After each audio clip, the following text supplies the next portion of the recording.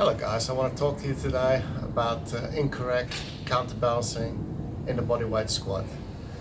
So if you find yourself reaching out with your arms to keep balance, don't. You should not be doing that if you want to progress in your squat. You'll probably see something like this.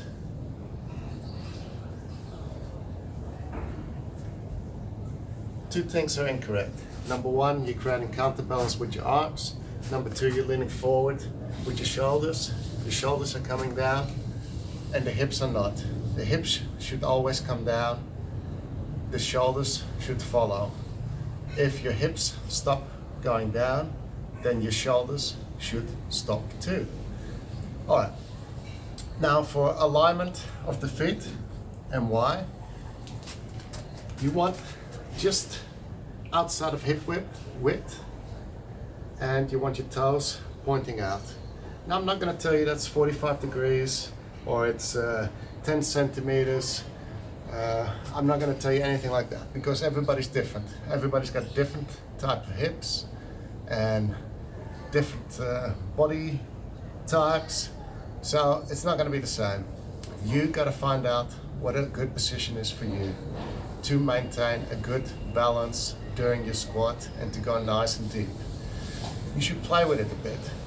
Go out a bit, turn out the toes a bit, but never go to sumo squat stance. Sumo squat stance is good for your glutes medius and minimus, but that's not what we want to do.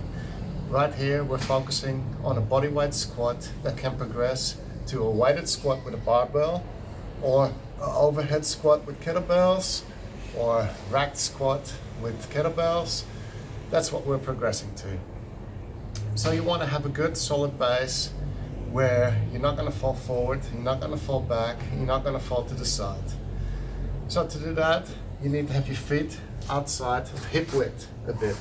If they're right under your hips, it's quite easy to follow sideways. Not only that, your hip flexors are going to need more flexibility for this type of squat. Plus, you need more thoracic extension for this type of squat.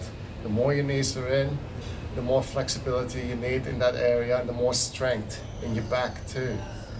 So, start with a wider position, but not too wide and not too far out. Think about a Y, a narrow Y. Now you want to just feel comfortable in this stance. This is where you want to start. Then you bend the knees forward, hips back, and the knees keep coming forward and the hips keep coming back. Your hips keep coming low, your shoulders stay high. And you go past that point where it could feel uncomfortable. This is where you gain your strength, past that point. Now keep pressing into the ground. Keep pulling your knees out. Keep pulling your shoulders back. Everything in my back is active right now. If I didn't have that, I'd be here. It's pulling. It's a lot of work done by my erector spinae, my trapezius, and my rhomboids. A lot of work done in glutes medius and minimus, pulling the knees out. You want to pull the knees out because you want that good alignment to protect your knees. Right now, they're not aligned. Your hips, your hips and your knees are a hinge joint, which means they work like the hinge in the door. They only go one way. In our case, that's either flexion or extension. So always keep good alignment between your ankle, knee, and hip.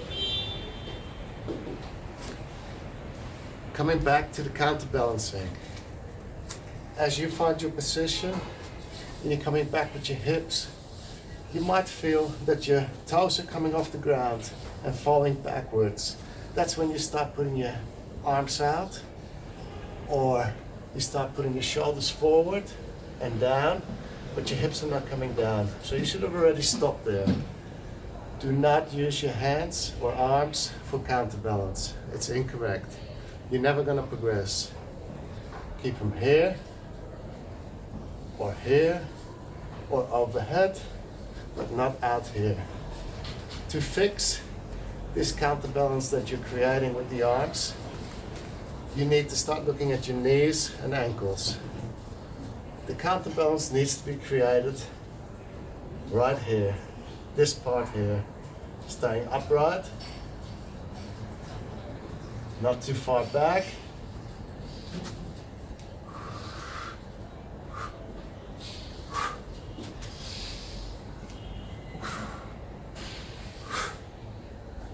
If you find that you're having issues there, and you just can't go further forward, you need to do this test.